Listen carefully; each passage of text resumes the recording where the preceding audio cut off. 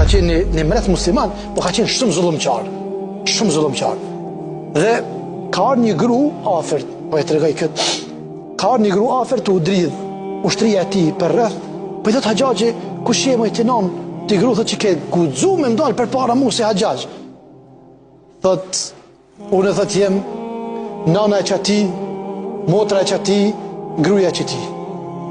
Thot atëherë te pasa marr thot djalin, vllain edhe burrin, thot po valla.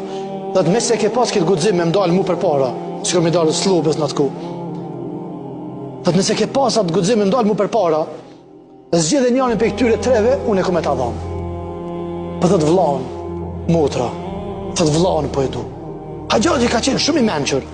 Thot më thuaj pse vllain jo djalin, se djali është mushkënia e prindit, burri është mbështetja, krenaria e gruas. Thot vallahi thot i kam 40 disa vjet. Nana thot ka vdek. Unë e martohuna prap burr bëj edhe fëmijë lindi. Ama nana më ka vdek, vlla më nuk kam. E po du me marr vllaun. Çi kush o motra për vllaun? Para me ndoshta të ka ndodh ty me kanë në vlla dikush smut në spital.